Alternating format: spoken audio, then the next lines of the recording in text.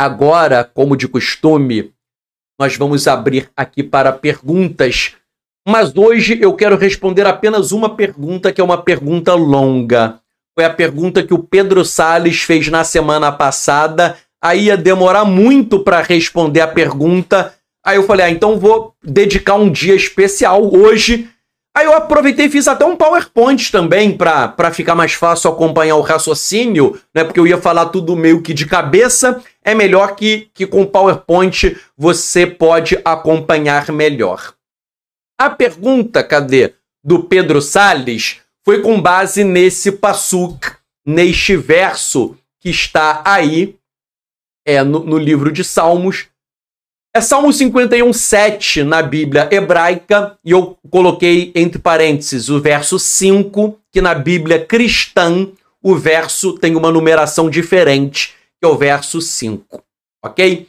Verso 7 na Bíblia judaica, Bíblia cristã, verso 5, que diz: Rembe avon holalti uveret yerematni imi, esquena iniquidade nasci, e no pecado me concebeu minha mãe. Vejam, eis que na iniquidade nasci, e no pecado me concebeu minha mãe. Eu li em hebraico e essa é a tradução bem literal, ok? Bem literal, se a tua Bíblia estiver diferente, que eu fiz é uma tradução bem literal. Vejam, o que significa esse verso? Será que esse verso significa a doutrina do pecado original pregada pelo cristianismo? Davi está dizendo que a mãe dele o concebeu no pecado. E o que significa isso? Será que Davi, ele já nasceu pecador? Será que no primeiro dia de vida, né, ele era um bebê, quando ele veio ao mundo, ele já era um pecador? Porque a doutrina do pecado original diz que quando a criança nasce, ela sai do ventre da mãe, ela já pecou.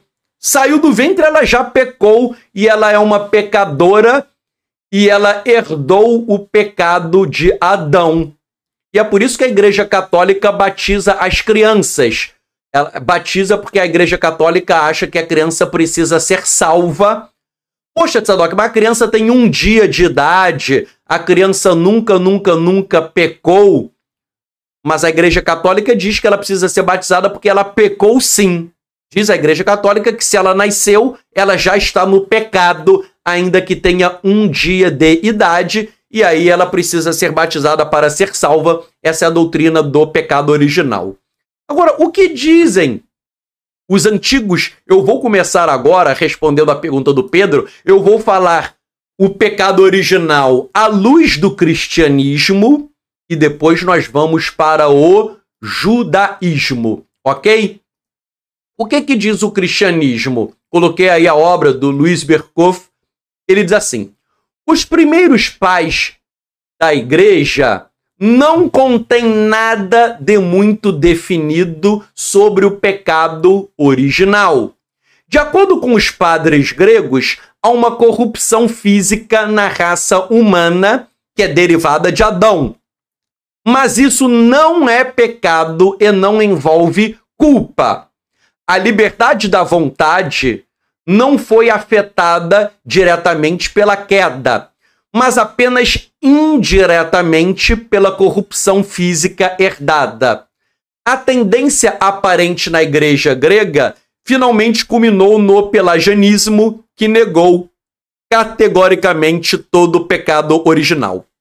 Então vejam, estou citando um autor cristão famoso. Essa obra, eu tenho ela, botei a foto aí, o original em inglês, mas ela existe em português também. É que eu sempre gosto de ler o original, que é melhor do que a tradução, mas se você quiser, você pode comprar essa obra em português. Vejam, o Luiz Berkhoff, um teólogo cristão, ele está dizendo que, no início, não havia doutrina do pecado original.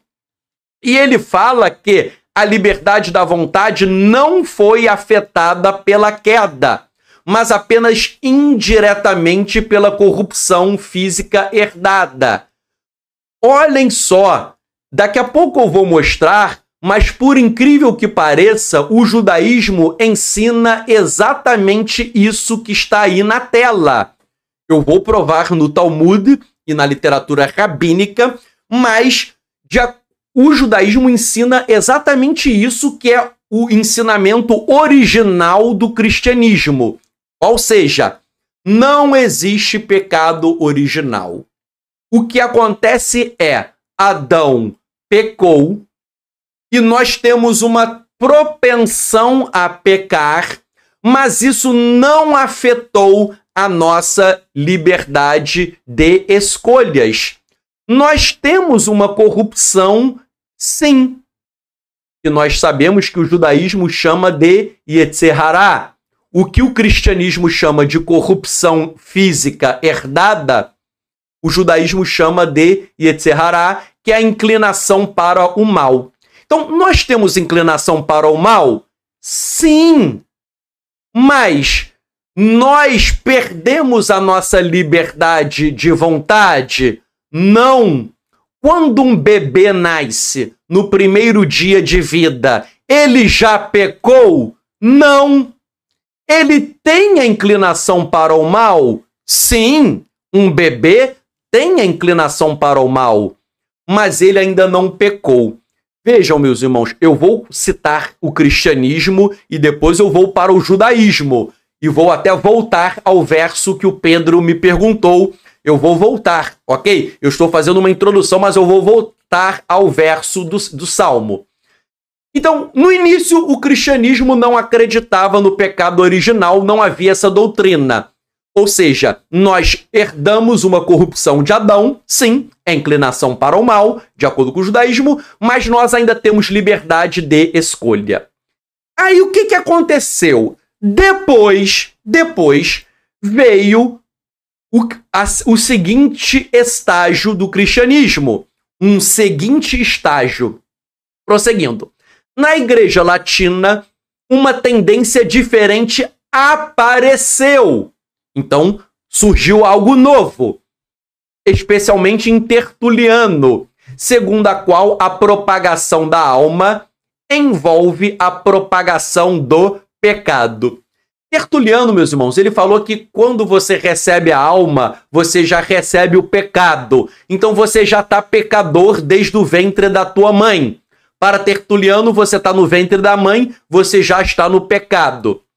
E continua assim. Ele considerava o pecado original como uma mancha ou corrupção pecaminosa hereditária, que não excluía a presença de algum bem no homem.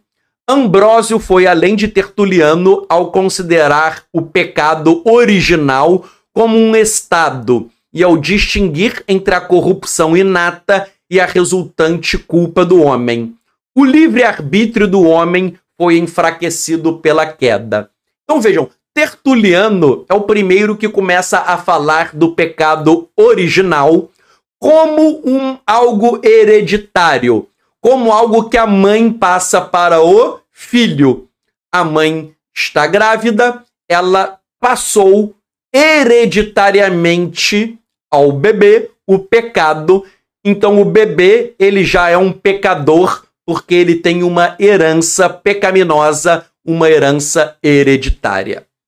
E aí depois veio um terceiro estágio, que é com Agostinho, que diz assim, é especialmente em Agostinho que a doutrina do pecado original atinge um desenvolvimento mais completo. Segundo ele, Agostinho, a natureza do homem, tanto física quanto moral, está totalmente corrompida pelo pecado de Adão, de modo que ele não pode fazer outra coisa senão pecar. Olha o que Agostinho ensinou. Vou repetir. De modo que ele não pode fazer outra coisa senão pecar. Essa corrupção herdada ou pecado original é uma punição moral pelo pecado de Adão. É uma qualidade da natureza do homem que, em seu estado natural, ele pode e fará o mal apenas. Ele perdeu a liberdade material da vontade e é especialmente a esse respeito que o pecado original constitui uma punição. Em virtude desse pecado, o homem já está sob condenação. Não é apenas corrupção, mas também culpa. Então vejam, Agostinho falou que você herda um pecado de Adão e você não consegue fazer o bem, que você só vai fazer o mal. O mal é um estágio dentro do teu ser que você não consegue fazer bem nenhum. Você recebeu uma punição, que é o pecado original, você já nasce pecador e você não conseguirá fazer o bem. Tudo que você faz é mal, mal e mal, porque isso é uma qualidade do homem que você recebeu hereditariamente. Então Agostinho falou que tudo que você faz é mal, não existe bem nenhum dentro de você, ok? E como que o judaísmo vê isso? Eu já vou adiantar, mas o judaísmo fala que isso está errado. Eu vou citar aqui e provar. O judaísmo fala que dentro de nós temos Yetzer Hará, a inclinação para o mal, mas nós temos também Yetzer Hatov, a inclinação para o bem, para aquilo que é bom. Então, nós temos liberdade de escolha. Nós não fazemos apenas o mal, nós fazemos o bem também. Nós não praticamos apenas coisas ruins, nós praticamos ações boas. Então, dentro do nosso ser, temos a inclinação para o mal e a inclinação para o bem. Qual é o nosso objetivo? Controlar a inclinação para o mal para praticar apenas a inclinação para o bem. E o problema de Agostinho é que ele eliminou a liberdade de escolha. Ele praticamente acabou com o livre-arbítrio. Você só faz o mal e acabou. Você não consegue fazer o bem. E o judaísmo não. O judaísmo fala, você consegue fazer o bem, sim. Há liberdade de escolha. Você tem a possibilidade de escolher. Gente, eu vou citar fontes rabínicas, inclusive eu vou voltar para o Salmo 51, mais para frente, mas qual é o problema do cristianismo? O problema do cristianismo, e a doutrina de Agostinho se tornou dogma da Igreja Católica, o cristianismo faz assim. Pensa no catolicismo. Você peca, pede perdão e o padre te perdoa. Aí você peca, pede perdão e o padre te perdoa. Você fica a vida inteira praticando os mesmos pecados. E o padre fala assim, teus pecados estão perdoados, né? Ou seja, você fica a vida inteira no pecado e o padre diz que teus pecados estão perdoados. É muito fácil fazer isso. Você peca, o padre te perdoa. Peca, o padre te perdoa. E você passa a vida inteira assim. O judaísmo, gente, não aceita isso. O judaísmo diz o seguinte, que nós temos que controlar a inclinação para o mal. Não há essa de peca, pede perdão. Peca, pede perdão. Peca, pede perdão. O judaísmo fala que quem se arrepende verdadeiramente não repetirá o mesmo pecado. Quem se arrepende não vai repetir o mesmo pecado. Então, vejam, eu vou seguir, mas só uma coisa assim de cultura geral que é importante, falando rapidamente que é algo profundo. Na Idade Média houve um debate entre o Ramban, o Narmânides, e o Pablo Cristiani. Pablo Cristiani era um judeu que passou a crer em Jesus e entrou para a Igreja Católica, e o Ramban era um judeu ortodoxo, rabino que não cria. E eles tiveram um debate muito famoso. Só que o debate, o Ramban, ele teve que pedir autorização ao rei, porque ele ficou com medo. Porque na época, se você fosse judeu e ganhasse o debate, você podia morrer. Porque ali ele estava na Espanha, a Espanha um país católico. Então o rei falou para ele, não, você pode aí debater que não vai acontecer nada com você. E tem um fato curioso desse debate, que é o seguinte, o rei chega pro Rambam, e depois do debate, ele chama o Rambam a sós e fala assim, poxa, o catolicismo é muito melhor do que o judaísmo. E o Rambam fala, ué, por quê? O rei fala assim, porque eu cometo adultério. Eu cometo adultério. Então eu sou rei e eu tenho uma amante. Eu saio com a minha amante, eu pequei. E eu vou, peço perdão e o padre me perdoa. No dia seguinte, eu saio de novo com a minha amante. Eu pratiquei o adultério, eu vou para o padre e o padre me perdoa. E eu tenho a minha amante há anos, e os meus pecados sempre são perdoados. Então é muito bom ser católico, porque eu continuo com a minha amante e os meus pecados estão perdoados. E o judaísmo, disse o rei, é ruim porque o judaísmo não endossa essa conduta. O judaísmo não admite que você fique com a tua amante para sempre. E aí o rei falou, o catolicismo é muito melhor do que o judaísmo. Sabe o que o Rambam, esse grande rabino, esse grande sábio, olhou na cara do rei e falou para o rei? Falou, rei, sabe qual é a diferença do judaísmo para o cristianismo? Judaísmo é religião de homem que se arrepende. Cristianismo é religião de criança que continua no pecado a vida inteira. Gente, que sábio! Que sábio, ele falou algo certo. Essa é a diferença. Porque o judaísmo não aceita que você vá ficar com a tua amante a vida inteira. Na verdade, a Brit Hadashah também não aceita isso não. Porque a Brit Hadashah é um livro judaico. Paulo falou que os adúlteros não herdarão o reino dos céus. Então, quando eu estou falando do cristianismo, tá? Eu estou falando do cristianismo católico, evangélico aí, que você está na graça, faz o que quer da vida.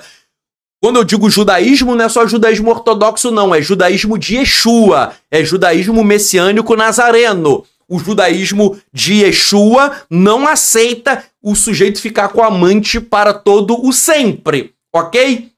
Então, quando eu digo judaísmo, não é só ortodoxo. É de judaísmo de Yeshua, não aceita isso. Então, o judaísmo não concorda com o pecado original. Uma prova disso, eu cito The Encyclopedia of Judaism, que é a enciclopédia sobre judaísmo.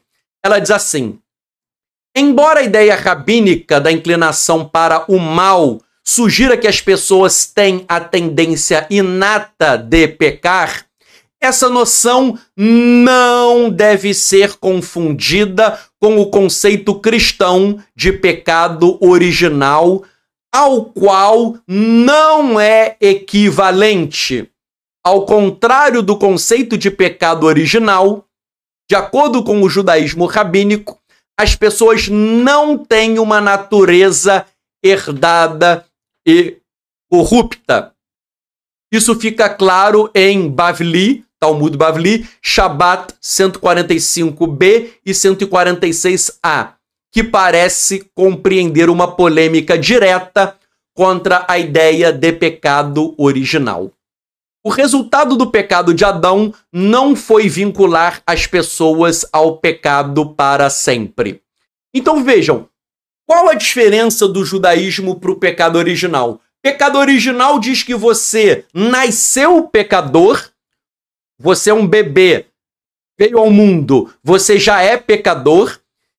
Diz que você herdou o pecado e que você não tem liberdade de escolha. Você é um pecador e vai continuar pecador até morrer e você será salvo pela graça. E você vai morrer pecador porque você tem pecado original e você precisa da graça de Jesus, ensina a Igreja Católica. Isso é o pecado original. O judaísmo não. O judaísmo ensina que nós temos inclinação para o mal, sim.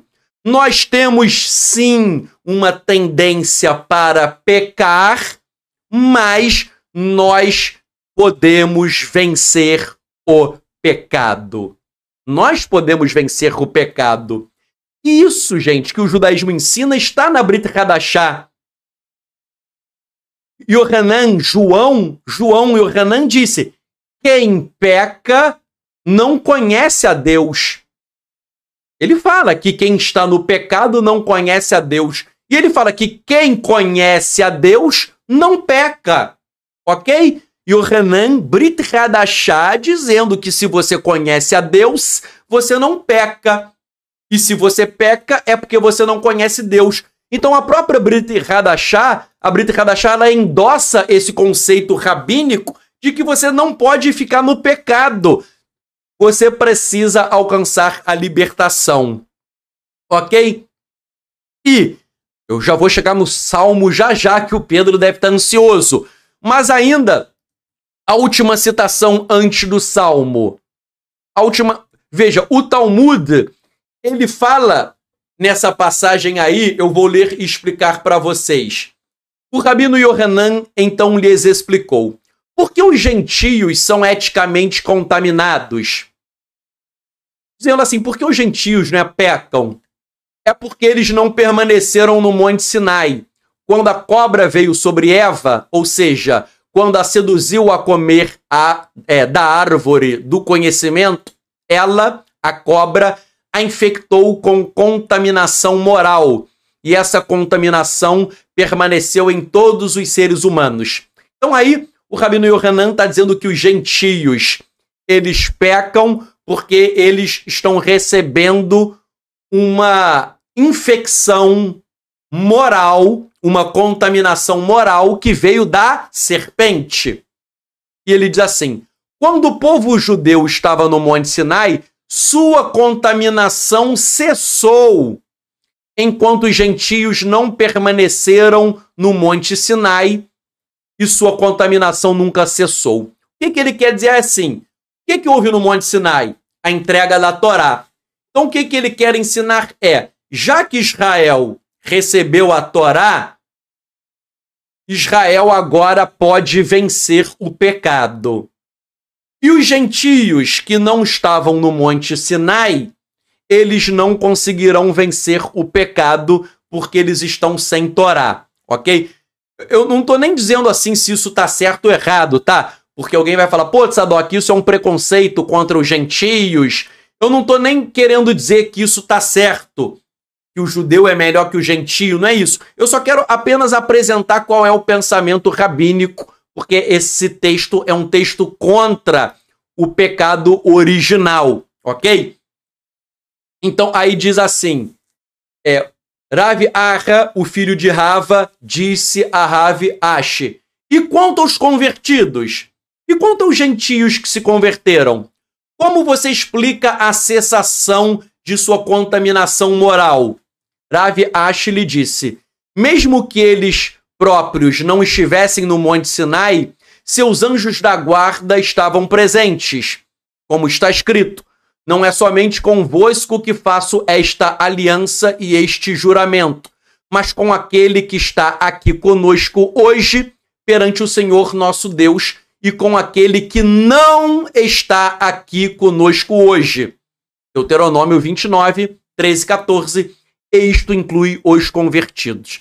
Então aí, há essa explicação que o gentio convertido, ainda que ele não esteja no Monte Sinai, ele recebe a libertação do pecado. Por quê? Porque a aliança não é só para quem está no Monte Sinai, e sim para quem não está no Monte Sinai. Então, a ideia é, o gentio convertido pode se libertar do pecado, sim, ainda que ele não estivesse no Monte Sinai. Então, o texto está dizendo que o judeu alcança a libertação do pecado porque ele tem a Torá para ajudá-lo a se libertar do pecado, e o gentio convertido, ainda que ele não seja judeu, ele pode se libertar do pecado também, ainda que ele não estivesse no Monte Sinai. A aliança do Sinai é para aquela geração e para as gerações futuras. Os rabinos dizem que que a aliança do Sinai é uma aliança para todas as gerações, inclusive para a nossa, ok? Ah, Tzadok, eu não estava no Monte Sinai, mas é como se você estivesse, porque a aliança da Torá é para todas as gerações. E aí o último parágrafo diz assim: a Guemará aponta que esta opinião discorda do Rabino Abba bar Kahana, como disse o Rabino Abba bar Kahana. Até que 3 gerações se passassem, a contaminação moral não cessou de nossos antepassados. Abraão gerou Ismael, que era de estatura moral humilde. Isaac gerou Esaú. Finalmente, Jacó gerou 12 tribos nas quais não havia defeito. O Rabino Abba bar Kahana afirma que a contaminação moral cessou nos patriarcas muito antes da revelação no Sinai. Vejam, o que o Rabino Abba bar Kahana está querendo ensinar? Que até mesmo antes da Torá no Monte Sinai, os patriarcas se libertaram do pecado. A lição é essa. Antes da Torá ser dada no Monte Sinai, os patriarcas, eles se livraram da contaminação moral. O que o Rabino Abba bar Kahana quer nos ensinar? Que antes da Torá era possível alguém se libertar do pecado sem Torá. Ou seja, não existe pecado original. Mesmo sem Torá, sempre houve a possibilidade de o homem servir ao Eterno e livrar-se do pecado. Os patriarcas Avraham, Yitzhak e Yaakov, Abraão, Isaac e Jacó, eles se libertaram do pecado e eles não tinham Torá, ok? Então essa passagem do Talmud, ela contesta o pecado original. Agora vamos aí exatamente ao Salmo 51. Vou ler de novo, vou aumentar aqui a tela em hebraico. Está lá embaixo, eu botei em verde, vamos ler. Hem beavon rolalti uveret yerematni imi.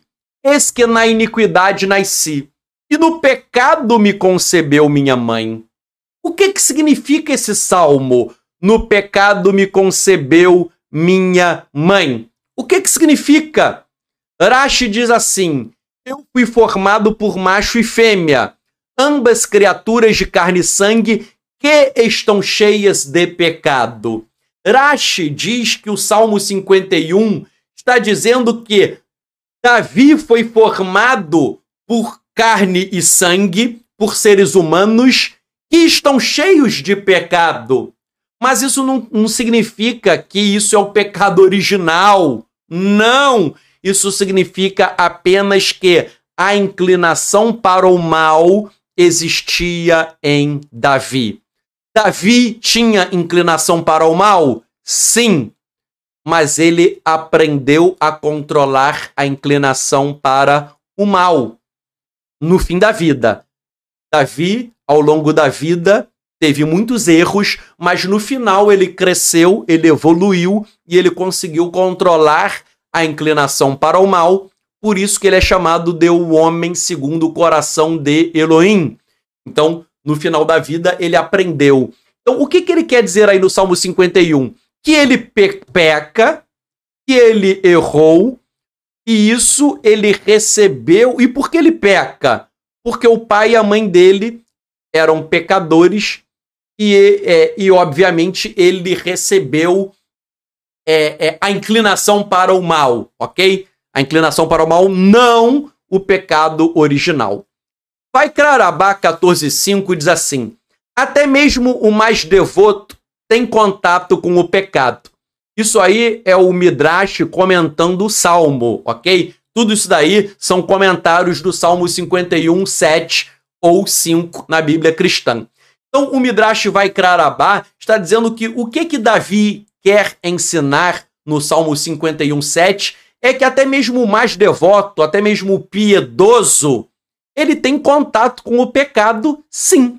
Sim, até um homem piedoso, ele possui a inclinação para o mal.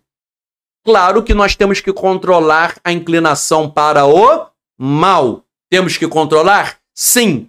Mas nós ainda temos a inclinação para o mal.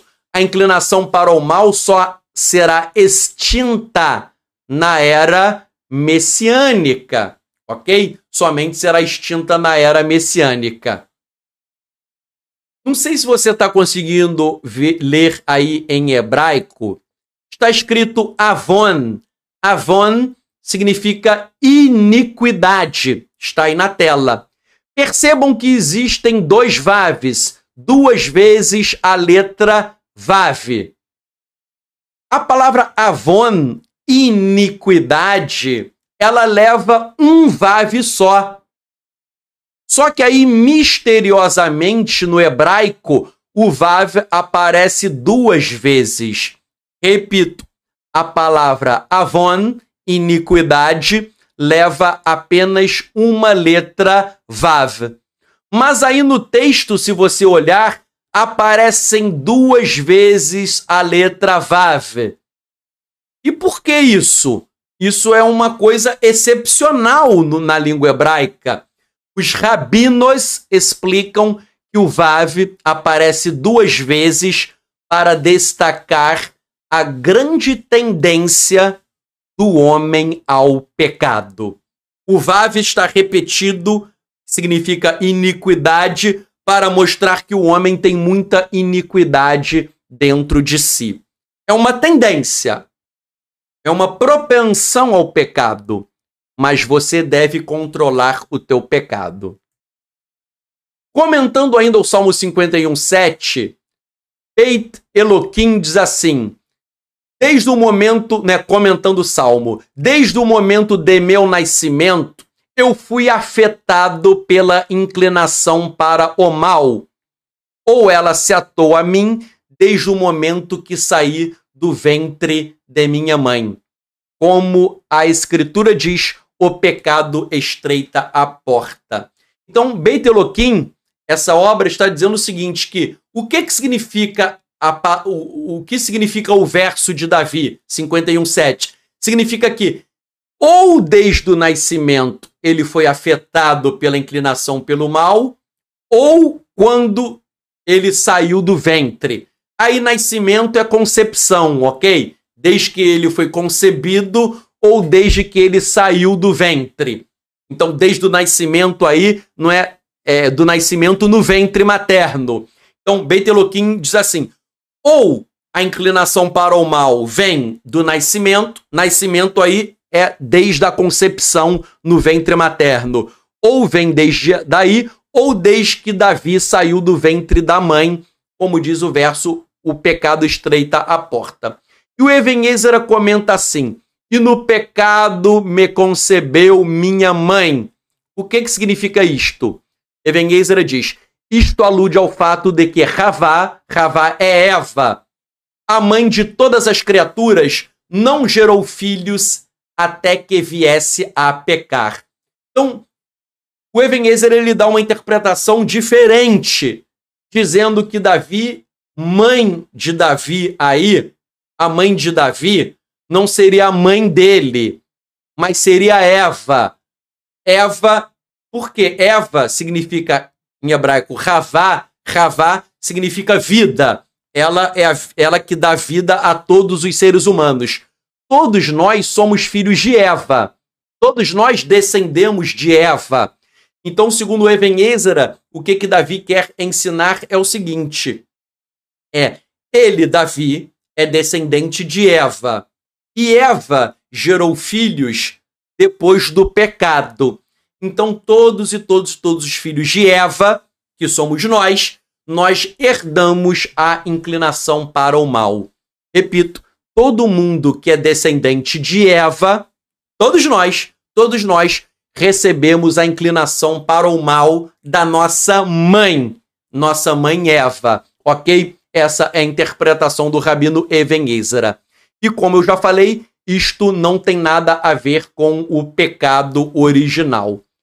espero, né? O Pedro pode até escrever aí se saciou a dúvida dele, uma dúvida extensa. Se ele tiver aí online, né? Eu vi que ele tava... cadê ele? Se ele puder escrever se deu para entender. Ou eu não vou responder mais dúvidas hoje, que é muita coisa, é isso. Mas se vocês entenderam aí a diferença do pecado original para o que o judaísmo ensina. Escrevam aí, gente, por favor. Escreve aí se você entendeu ou não. Se você tiver uma dúvida, você fale. E se você não escrever nada, agora eu vou falar igual o padre, né? Tava brincando. Fale agora ou se cale para sempre, ok? Vou fazer uma brincadeirinha aqui, já que eu tava falando de pecado original católico. Bem, já que ninguém está falando nada, então significa que todos entenderam. O nosso amigo aí, Cláudio Kuhn, tá dizendo que ele entendeu, o Pedro Salles também entendeu, então beleza. Qualquer coisa dá um print na tela, né, nessas telas. Eu até quis fazer esse PowerPoint para todo mundo dar um print depois, aí você já fica aí com essa visão aí do pecado original e por que o judaísmo é contra o pecado original, ok? Maravilha, ok?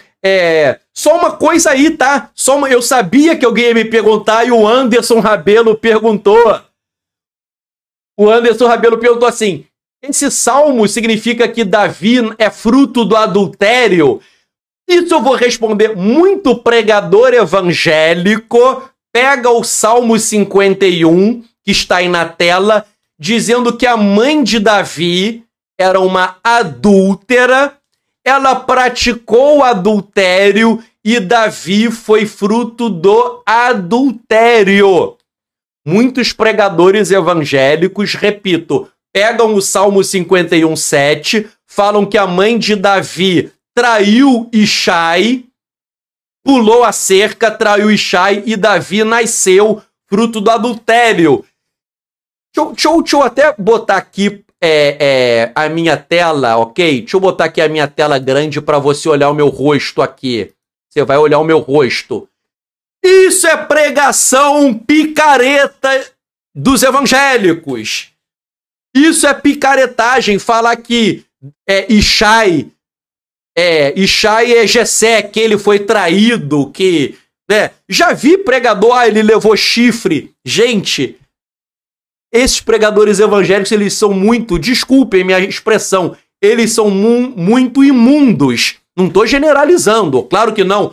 Isso é imundícia evangélica, gente. Isso é pregador picareta. Não tem isso. Não tem isso. O Salmo 51 não diz que Davi ele é fruto do adultério, ok?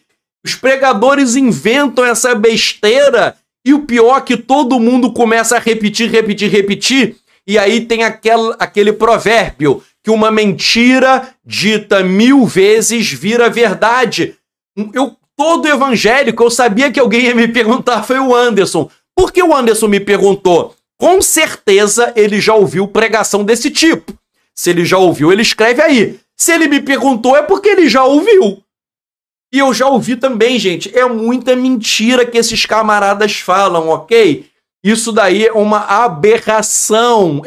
Por isso que a gente, que é judeu, a gente ouve essas coisas. O kippá até pula. O kippá até pula o tamanho da heresia que esses camaradas falam.